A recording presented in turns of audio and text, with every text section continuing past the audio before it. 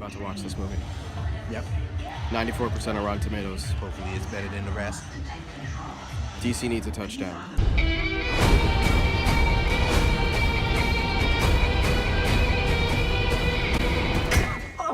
Yep, that's not gonna work. Please put the sword down. It doesn't go with the outfit. At all. The gods gave us many gifts. One day you'll know them all. This is where we keep them. It's beautiful. Who would wield it? Only the fiercest among us even could. And that is not you, Diana. Initiate Vigilante Mode. Wait, hold on. Okay. Wow.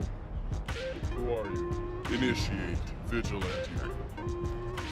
Take 29. Initiate or Initiate Vigilante Mode. Okay. Initiate Vigilante Mode.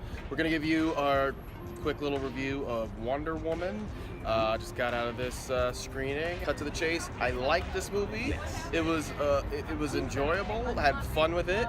We needed a strong female protagonist at this point, especially in the DC world, where their movies have been very Lackluster. subpar. Yeah, for sure. There's no spoilers here, but I think what hurt this movie a little bit was just it was a little overly reminiscent of some of the recent MCU movies like Captain America: The First Avenger and Thor. It seemed like an amalgamation of both of them. Yeah. I think that's how the whole overall theme. I get it. They're both in the same time frame. They're both in the same setting, so there's going to be a lot of the clothing and just the general atmosphere. Right. But although this was different. World War I, though. Yeah, it was World War I, which is one thing I actually wish they had kind of kept.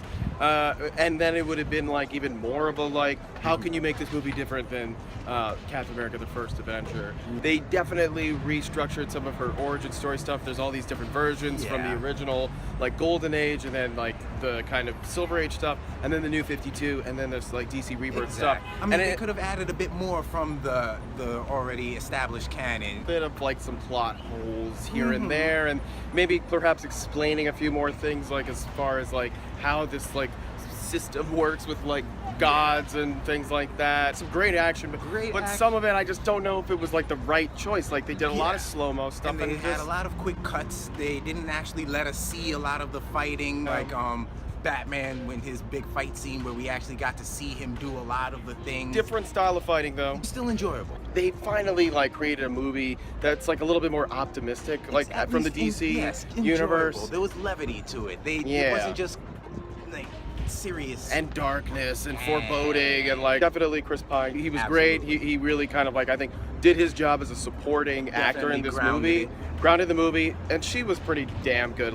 She definitely shut the hecklers down. I think so too, because there was a lot of hate out there about her body and about just her acting ability, and I think that this gave her a good opportunity to show both. Agreed. And I think she's definitely going to be have a good career. She was going to quit acting, and getting this role was the thing that kind of kept her in it. Not too much Easter egg stuff for the larger scale, where the whole thing's going with Justice League and stuff, but it's definitely a character I really want to see in Justice League for sure now, because I feel way more on board with that character, and it's one of the characters of this DC film stuff that I identify with most. Batman versus Superman really put me in a good put me in a good mood about seeing Wonder Woman, and this one just solidified her as an important member of the Justice League. And a character that stands on her own. I guess you could say it lacked a little bit of originality in some spots. It was very cliche and predictable, as you could expect for one of these movies. But it's still, I think, a good time at the movies, and I was definitely excited to go see this film. I would give it a B. A B? Solid B. I'm gonna give it a B+. This movie is a very good time at the movies, and it's a very important movie at this time, and I think that's I agree. It's one of the reasons it's getting so much positive buzz, and I definitely think it's worth seeing in the theaters. It's definitely got that visual spectacle nature, but I think there's just some movie technical things that this movie could have done a lot better. But I think for Patty Jenkins, I guess it's one of her first big movies. She did a good job. She definitely has a future ahead of her in this industry. Maybe we'll do spoilers, who knows. Subscribe to Vigilante Mode Reviews. Vigilante Mode, Legend of Non. Until next time. Vigilante Mode deactivate.